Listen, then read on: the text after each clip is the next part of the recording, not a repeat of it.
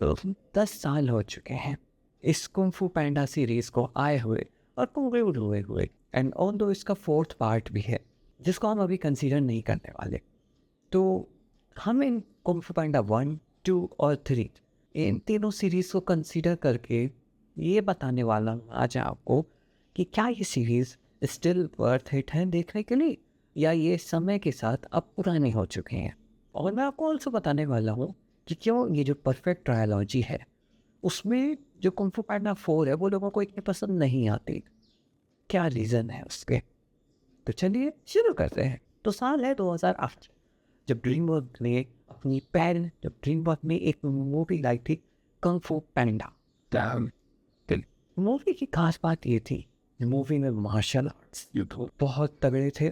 Movie movie best थी and movie unique थी। Unique in the sense movie not only funny थी but movie खेलती थी philosophical tangents में। जैसे अगर आप देखोगे मूवी बात करती है सेल्फ बिलीफ के बारे में, जहाँ पे हम लास्ट में देखते हैं जो स्क्रोल था वो खाली निकलता है तो ये रिवील करता है कि कोई सीक्रेट है ही नहीं, it's only you, the secret is with in you.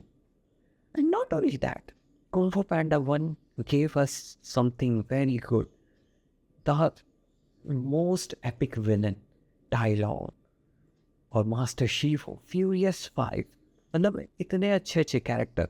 पो was loved as well because of his humor. Then 2012 Kung Fu Panda 2 जिसको हम अब तक की सबसे बेस्ट मूवी कंसिडर करेंगे, दी बेस्ट कुंग फू पैंडा मूवी। ये मूवी नॉट ओनली इमोशनल है, ये मूवी के चाइल्डहुड ट्रॉमा के साथ खेलती है। ये मूवी पास्ट और प्रेजेंट के बारे में खेलती है। और इस मूवी की जो सबसे बड़ी अच्छी बात है वो है इसका villain Lord Shane. Lord Shane एक ऐसा विलन था ना, लिटरली हिटलर था वो, हिटलर वर्जन इन पीकॉक। वो कुछ इस काइंड एंड लोगों को वो बहुत पसंद because he was great. Not only that, वो की अपनी एक अलग जर्नी, वो का अपने पास्ट को एक्सेप्ट करना उस प्रेजेंट में बोला and all that thing. That movie was such a masterpiece. And then finally in 2016 came the Kung Fu Panda 3 जो पर्सनली मेरी फेवरेट है। अगर मैं बायस होके बोलूँ, अगर बिना बायस के बोलूँ तो कुंग फू पैंडा 2 ही बेस्ट थी। कुंग फू पैंडा 3 जहाँ पे हमारा पो और इसका डीप साइकोलॉजिकल मोटिव था अपनी ट्रू आइडेंटिटी को फाइंड करना। ट्रू आइडेंटिटी लाइक कौन हूँ मैं, जी and all that thing। मतलब मूवी वॉज रियली ग्रेट।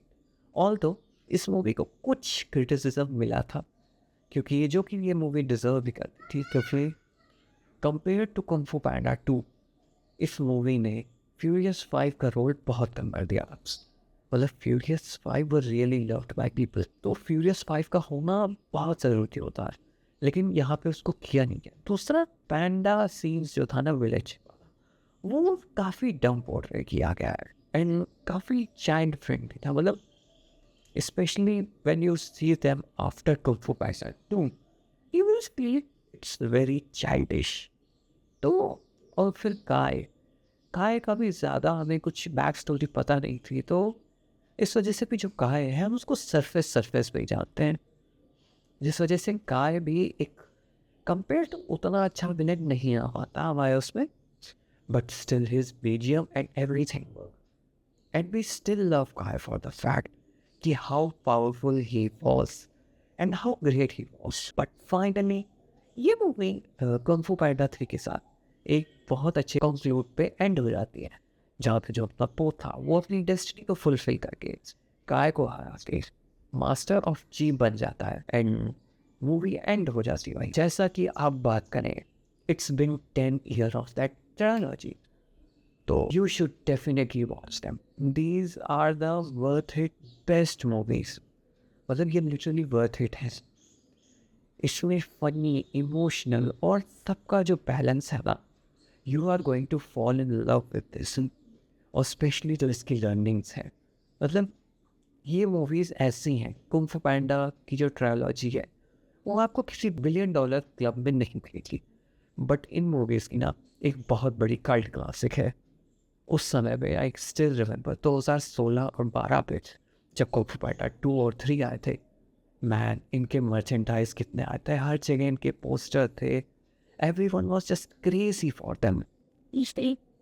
तो एक समय पे ये भी कल्ट क्लासिक रहे हैं and they still are, specially इनकी जो लर्निंग्स हैं, लाइक वो वाली लर्निंग कि आपका पास्ट आपको डिफाइन नहीं करता, आप प्रेजेंट में जो आप बनना चाहते हो वो आपको डिफाइन करता है। One of the best lines हैं। तो definitely these movies are still worth it and I guess they will be worth it till I guess 100 to 200 years, जब तक बस ऐसा होगा कि इनकी एनिमेशंस पुरानी हो जाएंगी कि हाँ, हमें इसका लगेगा कि बस ये जो एनिमेशन है वो काफ़ी ओल्ड टाइम की, बट स्टिल जो मूवी है, जो ह्यूमर है। बट फिर एक सवाल आता है कि क्यों जो कंग फू पैंडा 4 है वो इस ट्रायोलॉजी में फिट नहीं हो पाती। तो इसके एक्चुअली कई सारे रीजंस हैं एंड एक रीज़न जो मैं बता दूँ, वो पहला तो ये मूवी आने में 8 साल ले गई एंड सेकंड ये मूवी का जो विलन था दैट वाज पुअर। मतलब ये विलन कहीं भी ओजी ट्रायोलॉजी के विलन्स के सामने आता ही नहीं है। And there were more reasons and I will love to talk about it.